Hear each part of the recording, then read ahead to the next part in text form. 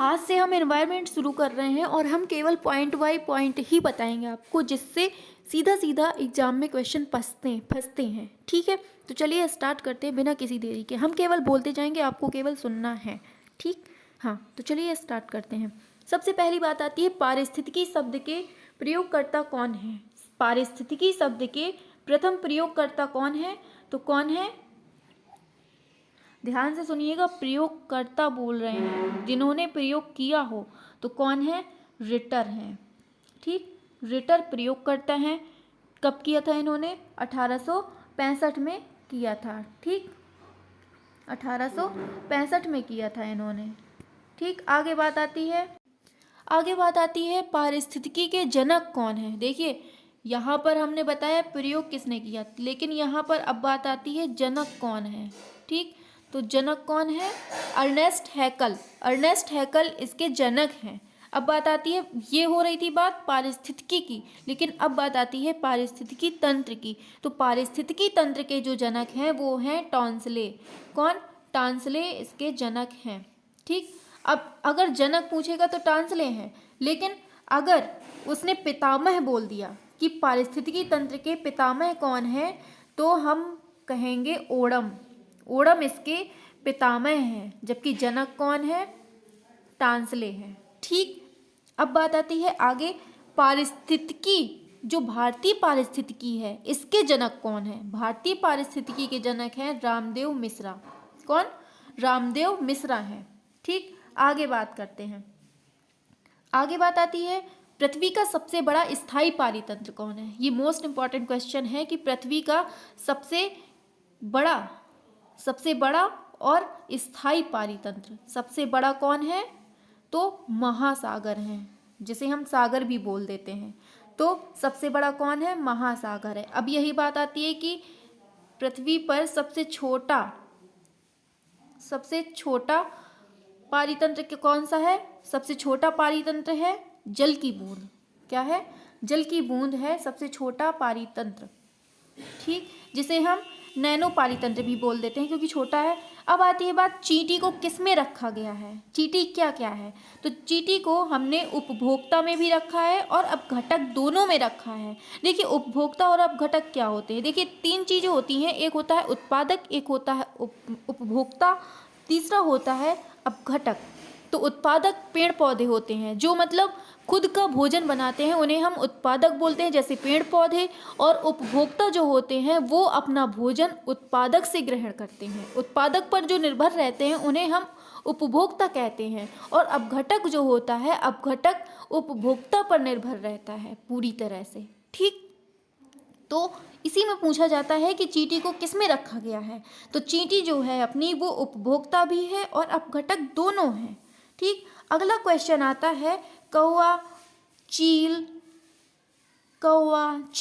बाज, इनको क्या कहा जाता है। कौवा, चील, बाज, इनको कहते हैं प्रकृति का मेहतर। क्योंकि देखिए, कोई भी जीव जंतु अगर मर जाता है, जैसे कोई मान लीजिए जैसे कुत्ता मर गया, ठीक है, तो कुत्ते को कौन खाएगा? कौवा आकर खा जाता है, और जब वो खा लेगा तो हमारी प्रकृति साफ हो जाएगी। मतलब जहाँ गंदगी पड़ी थी कुत्ते की, वो तो साफ हो जाएगी ना, कौवा खा लेगा। चील आके खा जाएगी, बाज आकर खा जाएगा। तो यही चीज़ होती है कि कौवा, चील और बाज को क्या कहते हैं? प्रकृति का मेहतर कहते हैं। प्रकृति का मेहतर किसको कहते हैं? चील, बाज, कौवा को। अब आता है, किसान का मित्र किसे कहते हैं। किसान का मित्र हम कहते हैं केंचुआ को, और सांप को कहते हैं। ठीक, आगे अगला पॉइंट आता है, समुद्र में उत्पादक क्या होता है। समुद्र में उत्पादक, ध्यान से पढ़िए, समुद्र में उत्पादक। तो समुद्र में उत्पादक का मतलब क्या होता है?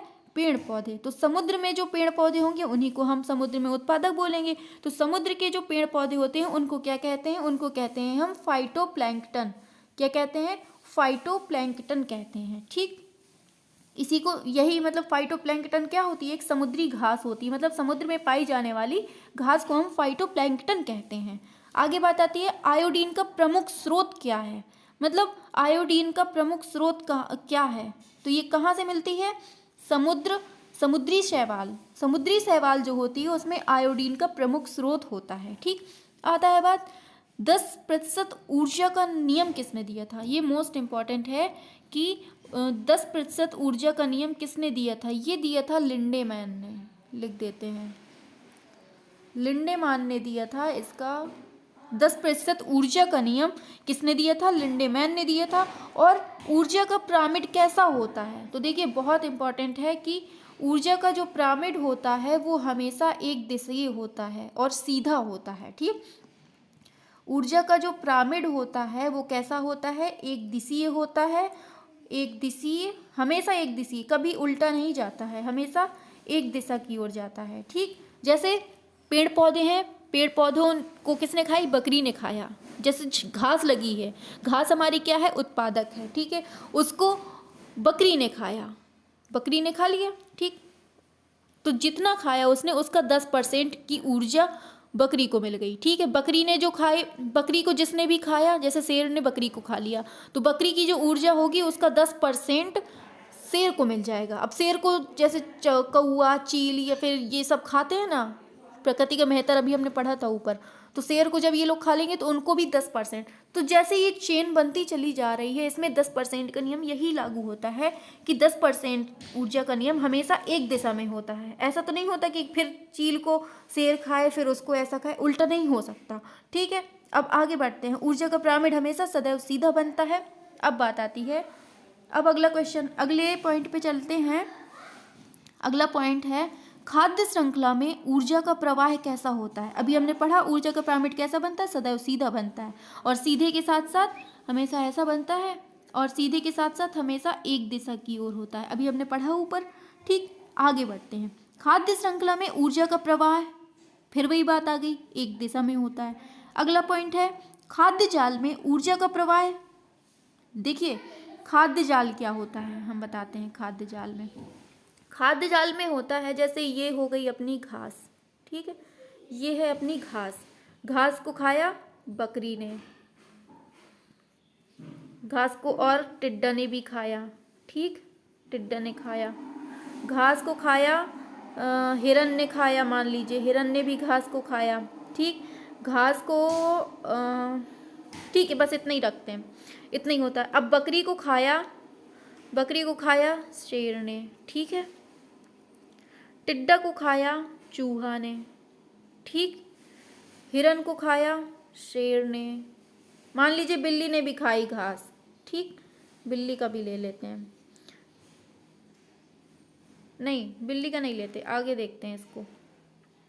ठीक है, ये हो गया। चूहा को खाया बिल्ली ने, चूहा को बिल्ली ने खा लिया। अब बिल्ली को फिर से शेर ने खा लिया। तो ये जो जाल बन जाता है, एक दूसरे को खाते ही रहते हैं, ये लोग खाते रहते हैं। ये जो जाल बन जाता है इसी को हम कहते हैं खाद्य जाल। तो खाद्य जाल में जो ऊर्जा का प्रवाह होता है, देख रहे हैं कैसे जाल बिछा हुआ है, ये इसको खा रहा है, ये इसको खा रहा है, ये इसको खा रहा है, तो ये बहुदिशीय होता है। जो खाद्य जाल होता है, जाल ध्यान से सुनिएगा, खाद्य जाल में ऊर्जा का प्रवाह बहुदिशीय होता है, जबकि जो खाद्य श्रृंखला होती है, खाद्य श्रृंखला एक चैन टाइप की बन जाती है श्रृंखला, तो उसमें हमेशा एक दिशीय होता है, जबकि खाद्य जाल में ऊर्जा का पिरामिड बहुदिशीय हो जाता है। ठीक, समझ गए? आगे बात आती है, किसी खाद्य श्रृंखला में सर्वाधिक उच्च पोषण प्राप्त करता है। देखिए घास को खाई चूहा ने, चूहा को खाया बिल्ली ने, बिल्ली को खाया शेर ने, ऊपर को जा रहे हैं। ठीक, तो इसमें हम सबसे ज़्यादा क्या कहेंगे? इसमें हम कहेंगे किसी खाद्य श्रृंखला में सर्वाधिक उच्च पोषण जो प्राप्त करता है वो, ये क्या है? शेर सर्वाहारी, सबको खा लेता है। ठीक है, सर्वाहारी, और सर्वाहारी में ही मनुष्य भी आता है, सर्वाहारी में अपना मनुष्य भी आता है। ठीक, अगला पॉइंट आता है श्वसन के दौरान पौधे क्या ग्रहण करते हैं। देखिए ये इसमें बहुत कन्फ्यूजन होती है। श्वसन के दौरान देखिए, अगर हम सांस ले रहे हैं, कोई भी सांस ले रहा है अगर पृथ्वी पर, तो सभी लोग ऑक्सीजन ही लेंगे, ऑक्सीजन ही लेंगे। अगर कोई भी पृथ्वी पर सांस ले रहा है तो सब ऑक्सीजन ही लेंगे, और जब बात छोड़ने की आएगी ऑक्सीजन लेंगे और कार्बन डाइऑक्साइड को छोड़ेंगे। ठीक, लेकिन जब पेड़ पौधों के खाना बनाने की बात आती है, जब पेड़ पौधों के खाना बनाने की बात आती है, तो वो वायुमंडल से कार्बन डाइऑक्साइड लेने लगते हैं और ऑक्सीजन छोड़ने लगते हैं। बस केवल इतना ही पॉइंट है कि जब ऑक्सीजन लेते हैं तो कार्बन डाइऑक्साइड छोड़ देते हैं, वो श्वसन की क्रिया में होता है। लेकिन जब भोजन बनाने की क्रिया होती है तब कार्बन डाइऑक्साइड लेते हैं और ऑक्सीजन छोड़ने लगते हैं। ठीक, इसीलिए कहते हैं कि पेड़ पौधे लगाइए। आगे, प्रकाश संश्लेषण के दौरान पौधे क्या अवशोषित करते हैं? तो आ गई बात, क्या अवशोषित करते हैं? कार्बन डाइऑक्साइड, और छोड़ते क्या है? ऑक्सीजन छोड़ते हैं। अगला, प्रकाश संश्लेषण की क्रिया होती है किस कलर में होती है? प्रकाश संश्लेषण की जो क्रिया हमने बताई अभी, कार्बन डाइऑक्साइड लेते हैं, ऑक्सीजन छोड़ देते हैं, तो इसमें किस कलर की ज्यादा मात्रा होती है? लाल और बैगनी। लाल और बैगनी रंग में प्रकाश संश्लेषण की क्रिया होती है। इंपॉर्टेंट क्वेश्चन है कि लाल और बैगनी रंग में प्रकाश संश्लेषण की क्रिया होती है। अगला पॉइंट आता है प्रकाश संश्लेषण क्रिया सर्वाधिक किसमें होती है? अब ये तो देख ली कि हमने लाल और बैगनी रंग में होती है। लाल, फिर से लिख देते हैं हम, ये तो हमने देख लिया कि प्रकाश संश्लेषण की क्रिया लाल और बैगनी रंग में होती है, लेकिन सबसे ज्यादा किसमें होती है, सबसे कम किसमें होती है? अब ये देखते हैं। तो प्रकाश संश्लेषण की क्रिया सबसे ज्यादा लाल रंग में होती है, ज्यादा लाल रंग में होती है, और सबसे कम किस में होती है? बैगनी रंग में। इंपॉर्टेंट क्वेश्चन है, ठीक है। बैगनी रंग में सबसे कम होती है, सबसे ज्यादा लाल रंग में होती है। आता है प्रकाश संश्लेषण की क्रिया सर्वाधिक कितने ताप पर होती है? तो ये होती है 30 डिग्री सेल्सियस से 35 डिग्री सेल्सियस ताप पर। ये होती है 30 डिग्री सेल्सियस से 35 डिग्री सेल्सियस पर प्रकाश संश्लेषण की क्रिया सर्वाधिक होती है। ठीक, अब आती है बात आगे। अगला क्वेश्चन आता है, प्रकाश संश्लेषण की क्रिया तो हमने देख ली कि कितने ताप पर होती है। अगला पॉइंट जो आता है वो है पौधों में जल और खनिजों का अधिग्रहण कैसे होता है? जल खनिज, जल खनिज हो गया, ठीक, एक तरफ होता है जल खनिज हो गया, दूसरी तरफ होता है भोजन।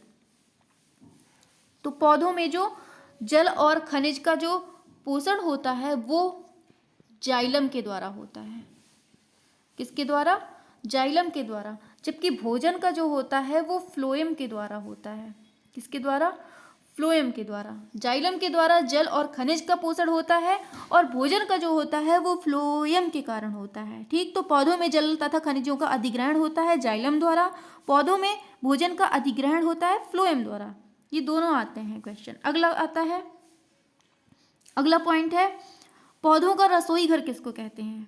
पौधों का रसोई घर, अगर बात आती है कि पौधों का रसोई घर किसे कहते हैं, हम रसोई घर, पौधों का जो रसोई घर होता है वो पत्ती होती है। मतलब कि जब प्रकाश संश्लेषण की क्रिया घटती है तो वो किस में होती है? वो पत्तियों में होती है, पत्तियों में पाई जाती है। ठीक, पत्तियों में होती है। अगला, पौधे का आकर्षक भाग किसे कहते हैं? देखिए, रसोई घर होती है पत्ती, लेकिन अगर बात आती है कि आकर्षक भाग क्या होता है, पौधे का आकर्षक भाग क्या होता है, वो होता है अपना क्या?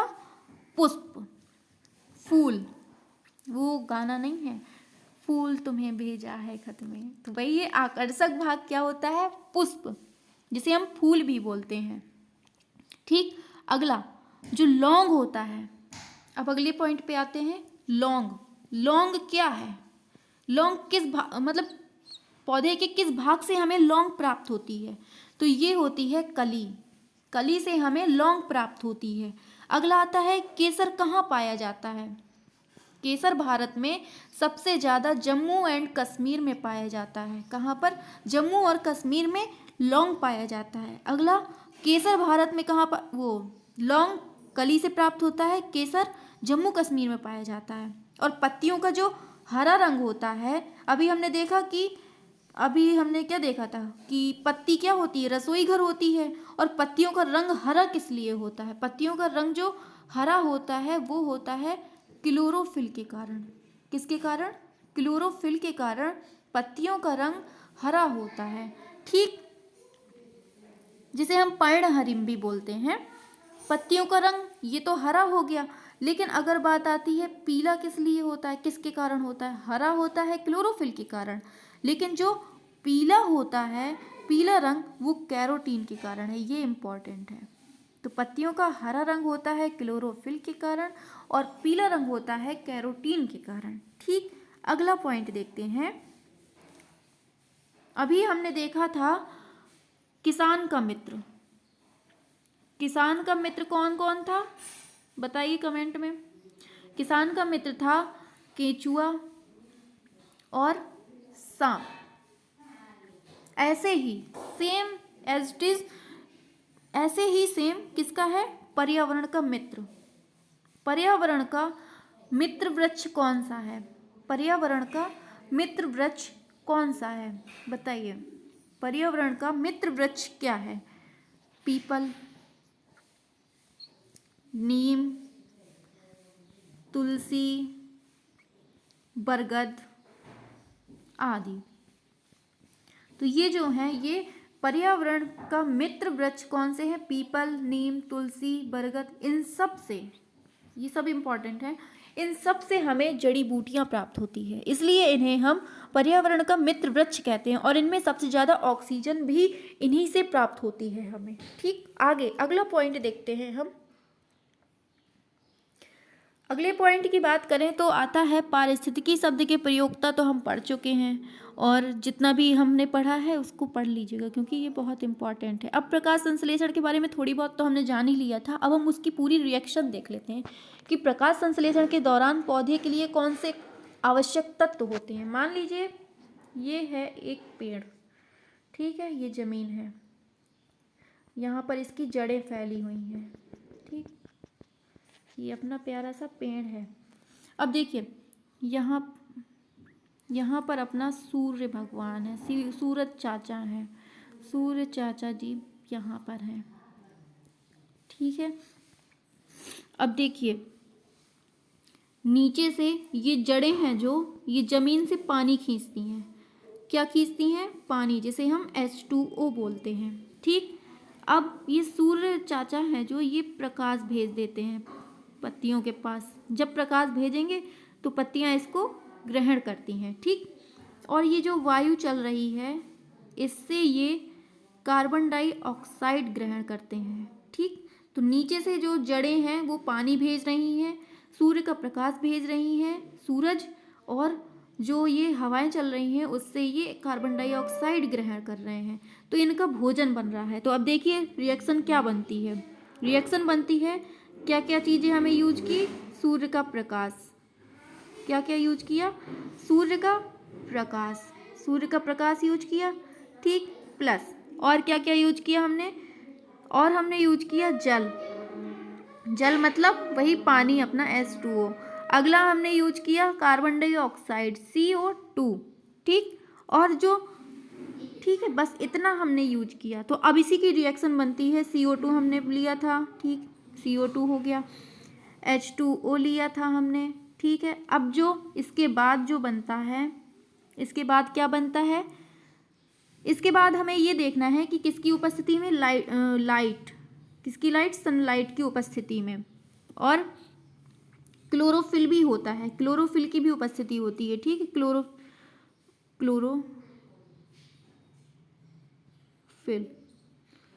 अब देख लीजिएगा, क्लोरोफिल की उपस्थिति में अब इनका भोजन बन जाता है, इनका भोजन बन जाता है, जिसे हम C6H12O6 प्लस H2O, जल निकलता भी है और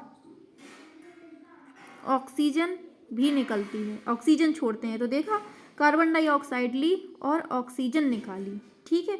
तो यही क्रिया जो होती है, ये प्रकाश संश्लेषण की क्रिया के दौरान कार्बन डाइऑक्साइड लेते हैं और ऑक्सीजन छोड़ते हैं। तो ठीक है, ये अपना पॉइंट निपट गया। अब आगे बात आती है अगले पॉइंट पर।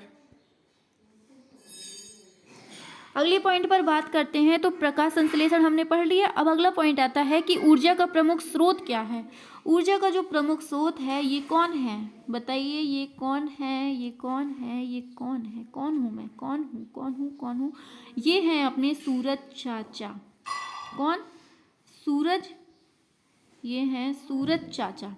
तो सूरज चाचा अपने ऊर्जा के प्रमुख स्रोत हैं। कौन है? ऊर्जा के प्रमुख स्रोत हैं।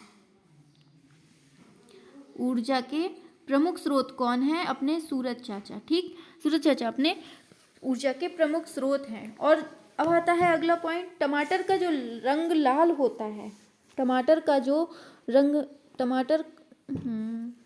टमाटर का जो रंग लाल होता है, टमाटर का लाल रंग होता है, वो किसके कारण होता है?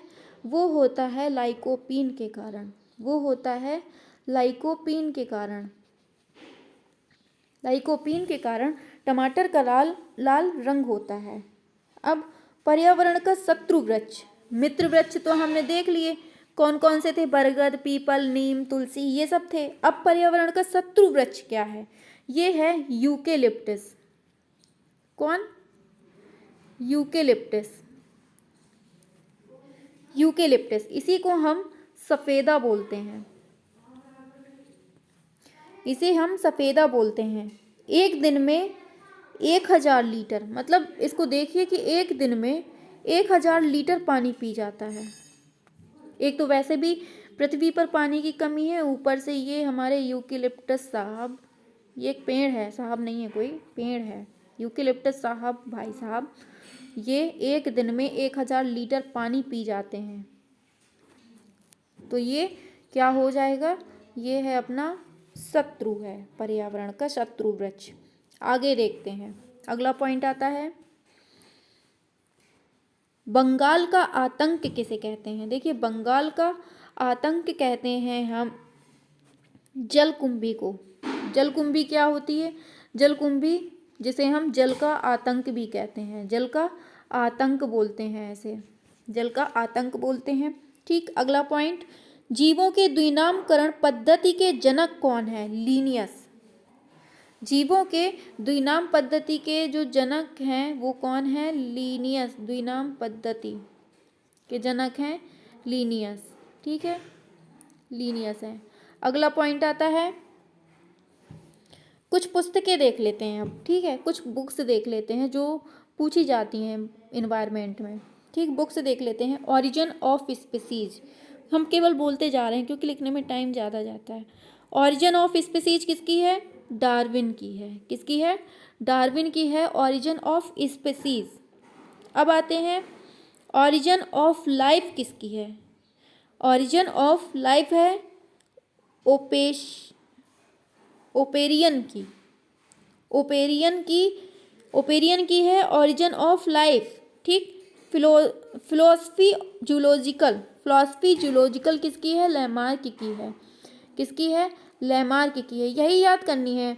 स्पीसी वो क्या था? ओरिजिन ऑफ स्पीसीज किसकी है? डार्विन की। लैमार्क की क्या है? Philosophy zoological. ठीक, यही दो इम्पॉर्टेंट हैं, ये याद कर लो बस।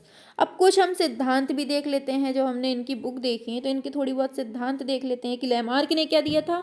लैमार्क ने दिया था लैमार्कवाद। नाम से ही समझ में आ रहा है कि इन्होंने लैमार्कवाद दिया, लैमार्क ने। ठीक, अगला आता है, डार्विनवाद किसने दिया? वो चार्ल्स डार्विन ने दिया था। डार्विनवाद कौन देगा भाई, उसी के नाम से दिया है, तो ये डार्विन ने दिया था। अगला पॉइंट आता है नव डार्विनवाद। इसमें कंफ्यूजन होती है कि नव डार्विनवाद किसने दिया था। नव डार्विनवाद दिया था हक्सले ने। किसने? हक्सले ने दिया था नव डार्विनवाद, जबकि डार्विनवाद दिया था डार्विन ने, लैमार्कवाद दिया था लैमार्क ने। अगला आता है उत्परिवर्तनवाद। ये भी इम्पोर्टेंट है। उत्परिवर्तनवाद किसने दिया था? उत्परिवर्तनवाद दिया था ह्यूगो डी ब्रीज ने। ह्यूगो डी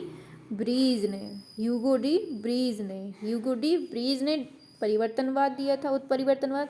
पहला देखते हैं, लैमार्क ने, डार्विन ने, नव डार्विनवाद हक्सले ने, उत्परिवर्तनवाद ह्यूगो डी ब्रीज ने। अगला क्वेश्चन, अगले पॉइंट पे बढ़ते हैं। अगला पॉइंट है, पारिस्थितिकी तंत्र का संरक्षण क्या कहलाता है? देखिए, पारिस्थितिकी तंत्र का, देखिए अगर कोई, मान लीजिए ये गधा है एक, ठीक है, ये है एक गधा, ये हमने मनुष्य की तरीके बना दिए लेकिन है ये गधा। ठीक है, इसको क्या कहते हैं? गधा कहते हैं। गधा कहाँ रहता है? जंगल में। अगर ये जंगल में ही है तो ये अपने प्राकृतिक आवास पे है, तो इसको हम कहेंगे स्वास्थाने, मतलब ये जहाँ होना चाहिए वहीं पर है, स्वास्थाने है अपने। लेकिन अगर जंगल को कह रहे हैं,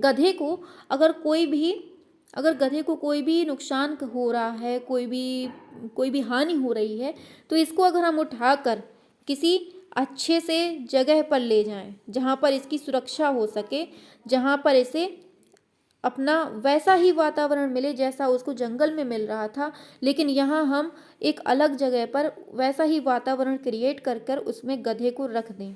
उसमें हमने क्या किया, गधे को रख दिया, तो ये हो जाएगा अपस्थाने, मतलब दूसरे स्थान पर हमने लेकिन उसको वातावरण वही दिया गया, तो ये हो जाता है अपस्थाने। ठीक, तो यही पूछा गया है कि पारिस्थितिकी तंत्र का संरक्षण, मतलब संरक्षण हम कर रहे हैं ना, तो संरक्षण हो रहा है इधर पर संरक्षण हो रहा है, तो इसे हम कहेंगे अपस्थाने। ठीक, अगला पॉइंट आता है अब अपना अगला पॉइंट आता है स्वपारिस्थितिकी। स्वपारिस्थितिकी क्या होती है, अब देखिए समझिएगा, स्वपारिस्थितिकी क्या होती है। इसमें जीवों की इकाई का अध्ययन करते हैं, और समपारिस्थितिकी क्या होता है, समपारिस्थितिकी इसमें जीवों के समूह का अध्ययन किया जाता है। कुल मिलाकर स्वपारिस्थितिकी में इकाई का अध्ययन करते हैं जीवों की, और समपारिस्थितिकी में समूह का अध्ययन किया जाता है। समपारिस्थितिकी में समूह का अध्ययन करते हैं, स्वपारिस्थितिकी में इकाई का अध्ययन करते हैं। ठीक, अगला आप देखते हैं, अगला पॉइंट आता है जैव विविधता। अब अगला चैप्टर ही आता है, सीधे अगला चैप्टर पढ़ते हैं। अगला चैप्टर पढ़ते हैं जैव विविधता, मतलब जीवों में विविधता। जैव विविधता का मतलब होता है जीवों में विविधता। कैसी विविधता, किसी प्राकृतिक प्रदेश में जीवों में पाई जाने वाली विविधता को ही जैव विविधता कहते हैं। इसके लिए 2 शर्तें अनिवार्य है। कौन कौन सी, हाई टेम्परेचर, क्या, हाई टेम्परेचर, और हाई रेन, मतलब अधिक वर्षा। हाई टेम्परेचर, हाई रेन, उच्च तापमान और उच्च वर्षा। अब टेम्परेचर कितना होना चाहिए, तो देखिए जो अपनी भूमध्य रेखा है, भूमध्य रेखा के 30 डिग्री उत्तरी अक्षांश में और 30 डिग्री दक्षिणी अक्षांश में, इनके बीच का जो अक्षांश होता है वो हाई टेम्परेचर का होता है। वहीं पर जैव विविधता बहुत अधिक होती है।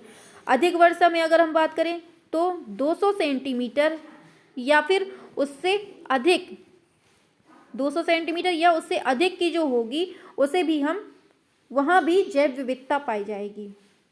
अब जैव विविधता के प्रकार देख लेते हैं। तो जैव विविधता के जो प्रकार हैं वो 2 टाइप के हैं। कैसे, एक है स्थलीय, दूसरा है जलीय। स्थलीय, जलीय। जलीय होती है प्रवाल भित्ति। लक्षद्वीप जानते हैं, लक्षद्वीप जो है पूरी प्रवाल भित्ति से बनी हुई है लक्षद्वीप, ये स्थलीय है। ठीक, अब अगला पॉइंट आता है। अगला पॉइंट, जड़ी बूटियों की रानी किसे कहते हैं, बताइए जड़ी बूटियों की रानी क्या है। जड़ी बूटियों की रानी कहते हैं हम तुलसी को, क्योंकि तुलसी एक ऐसी चीज़ है जिसको खाने से कोई भी ऐसा रोग नहीं बचता जो मिटे नहीं। तुलसी का हर किसी में उपयोग किया जाता है, जुकाम हो जाए, खांसी हो जाए, दमा हो जाए, जो भी जितनी भी बीमारियां आप जानते हैं सभी तुलसी से सही हो जाती हैं। ठीक, अगला पॉइंट पढ़ते हैं। अगला पॉइंट आता है प्रकाश संश्लेषण के दौरान पौधे के लिए जो आवश्यक तत्व हैं, ये तो हमने पढ़ ही लिए हैं। कार्बन डाइऑक्साइड, जल, और क्या था, कार्बन डाइऑक्साइड, जल और क्लोरोफिल और प्रकाश, सूर्य की प्रकाश की उपस्थिति में, ये सब किए थे ना। अब जैव विविधता शब्द का प्रयोग जैव विविधता शब्द के बारे में जानते हैं। अभी हमने पढ़ा, थोड़ी बहुत समझा। तो अब आती है अगली बात, जैव विविधता के जो जनक हैं कौन है, रोजेन। जैव विविधता शब्द के प्रयोग इन्होंने किया था, रोजेन ने। और इनके जनक कौन है, जनक हैं विल्सन। जनक इनके विल्सन हैं और प्रयोग किया था रोजेन ने। जैव विविधता शब्द का सर्वप्रथम प्रयोग हुआ प्रथम पृथ्वी सम्मेलन में। देखिए जब ये जैव विविधता शब्द है जो, इसका सबसे पहले प्रयोग प्रथम पृथ्वी शिखर सम्मेलन में हुआ था। भारत में सर्वप्रथम जैव विविधता का प्रयोग कब हुआ था? 1991-92 में। देख रहे हैं जैव विविधता का सबसे पहले प्रयोग कब हुआ था? 1991-92 में। कब? जब पृथ्वी सम्मेलन हुआ था, प्रथम पृथ्वी सम्मेलन में, प्रथम पृथ्वी सम्मेलन में। आती है बात अगली, जैव विविधता संबंधित संधि कब हुई थी? जैव विविधता से संबंधित संधि हुई थी 29 दिसंबर 1993 में। 29 दिसंबर 1993 में जैव विविधता संबंधित संधि हुई थी। अगला पॉइंट आता है, जैव विविधता अधिनियम कब लागू हुआ? तो 2002 ईस्वी में जैव विविधता अधिनियम लागू हुआ। अगला पॉइंट आता है, जैव विविधता दिवस कब मनाते हैं? ये मनाते हैं 22 मई को। कब मनाते हैं? 22 मई को मनाते हैं। विश्व में सर्वाधिक जैव विविधता वाला क्षेत्र क्या है? अभी हमने पढ़ा था भूमध्य रेखा में।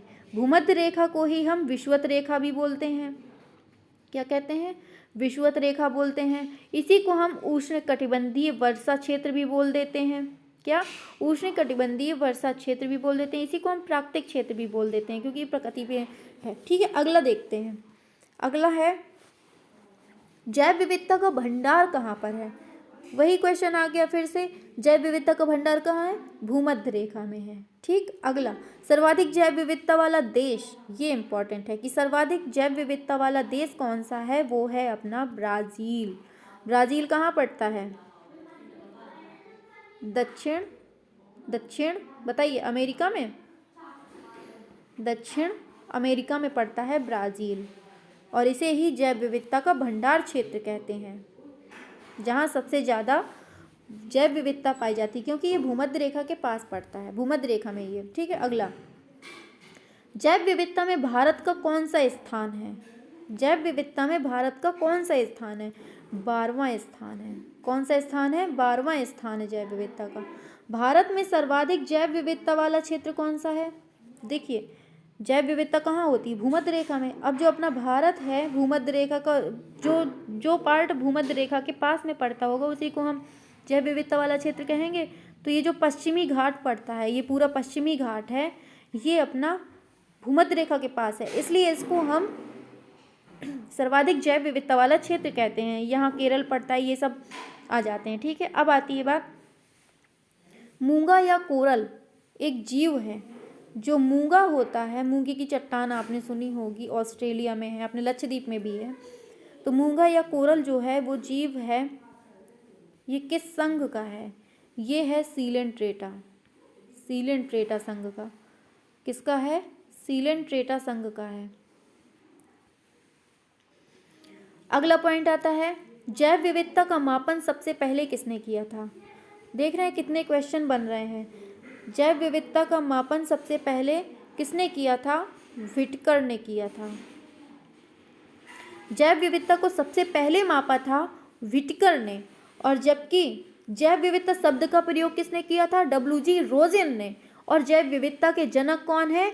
ईओ विल्सन है। ठीक, और जैव विविधता शब्द का सबसे पहले प्रयोग किसमें हुआ था? पृथ्वी शिखर सम्मेलन में। भारत में सबसे पहले जैव विविधता का प्रयोग कब हुआ? वही पृथ्वी शिखर सम्मेलन में हुआ था। वो कब हुआ था? 1991 से 92 में। और जैव विविधता संबंधित संधि कब हुई थी? 29 दिसंबर 1993 में। ठीक, ये हम पढ़ चुके हैं। इसके आगे आती है बात, विश्व में कुल जैव मंडल आरक्षित क्षेत्र कितने हैं? तो देखिए ये 550 के लगभग हैं। 550 के लगभग विश्व में कुल जैव मंडल आरक्षित क्षेत्र हैं। ठीक, और विश्व में हॉटस्पॉट कितने हैं? विश्व में हॉटस्पॉट हैं अपने 36। विश्व की बात चल रही है, विश्व में हॉटस्पॉट क्षेत्र 36 हैं। अगली बात आती है, विश्व में हॉटस्पॉट, विश्व में तो पढ़ लिया हमने, विश्व में कितने हॉटस्पॉट हैं? 36 हैं। जबकि अपने भारत में कितने हॉटस्पॉट हैं? 4 हॉटस्पॉट हैं। कौन कौन से हैं? पूर्वी हिमालय हो गया, एक अपना पूर्वी हिमालय हो गया, जिसे हम इंडो वर्मा क्षेत्र बोलते हैं, जिसे हम इंडो वर्मा क्षेत्र बोलते हैं। पूर्वी हिमालय आता है पश्चिमी घाट, पूर्वी हिमालय, पश्चिमी घाट, पश्चिमी घाट। पश्चिमी घाट में कौन कौन सा आता है? केरल, चल ही नहीं रहा है, केरल, पश्चिमी घाट, केरल, केरल हो गया। और क्या है? सबसे बड़ा यही है, सबसे बड़ा यही है, ठीक है। तीसरा आता है अपना अंडमान निकोबार, अंडमान निकोबार क्षेत्र। और चौथा आप कमेंट बॉक्स में बताइए, तीसरा, चौथा, तीन ही हो गए, चौथा कमेंट बॉक्स में बताइए। अगला देखते हैं, अगला पॉइंट आता है विश्व की सबसे बड़ी प्रवाल भित्ति कहाँ पर है? विश्व की सबसे बड़ी प्रवाल भित्ति मतलब वही कोरल, मूंगा की चट्टान सबसे बड़ी कहाँ पर है? ये है ग्रेट बैरियर रीफ, ये ऑस्ट्रेलिया है, ऑस्ट्रेलिया के पूर्वी तट में, ऑस्ट्रेलिया के पूर्वी तट में इस तरह ऑस्ट्रेलिया के पूर्वी तट में इस तरह से फैली हुई है ये, इसी को हम ग्रेट बैरियर रीफ कहते हैं। अगला पॉइंट आता है भारत में जैव विविधता का द्वार कहाँ पर है? भारत में जैव विविधता का जो द्वार है वो है पूर्वी हिमालय। क्या है? पूर्वी हिमालय है। अगला आता है दैत्याकार पांडा कहाँ पाया जाता है? दैत्याकार पांडा कहाँ पाया जाता है? ये है अपना पांडा ये है अपना पांडा, ये कहाँ पाया जाता है? चीन में पाया जाता है। दैत्याकार पांडा चीन में पाया जाता है। अगला आता है WWF, WWF द्वारा चलाई गई एक योजना है जिसे हम कहते हैं तराई आर्क योजना, तराई आर्क योजना, जिसे हम क्या कहते हैं? तराई आर्क योजना कहते हैं। अगला आता है मध्यवर्ती भारत में पाया जाने वाला सबसे संकटग्रस्त पक्षी कौन है? मध्यवर्ती भारत में जो पाया जाता है उसे हम कहते हैं ग्रेट इंडियन बस्टर्ड, जिसे हम कहते हैं ग्रेट इंडियन बस्टर्ड। अब आती है जैव विविधता संरक्षण की विधियां क्या होती हैं। अभी हम ऊपर पढ़ चुके हैं लेकिन फिर से एक बार देख लेते हैं। जैव विविधता संरक्षण की जो विधियां हैं वो दो होती हैं, एक होती है स्वास्थाने, दूसरी होती है अपस्थाने। पहली स्वास्थाने, दूसरी अपस्थाने। स्वास्थाने में, स्वास्थाने को यही को कहते हैं इन सीटू कंजर्वेशन, और इसे हम कहते हैं एक्स सीटू। इन सीटू मतलब अपने स्थान पर रहकर, अपस्थाने मतलब इन सीटू का मतलब होता है प्राकृतिक आवास में रहना, जबकि परस्थाने मतलब अपस्थाने का मतलब दूसरी जगह कृत्रिम आवास में रहना। ठीक है, कृत्रिम आवास में रहता है। अब हम इसको देख लेते हैं, थोड़ा सा इम्पोर्टेंट है। जैव विविधता से संबंधित कुछ संस्थाएं हैं, कौन सी? WWF, इसका पूरा नाम है वर्ल्ड वाइल्ड लाइफ फंड। अगला इसी को हम कहते हैं विश्व वन्य जीव कोष, हिंदी में कहते हैं विश्व वन्य जीव कोष।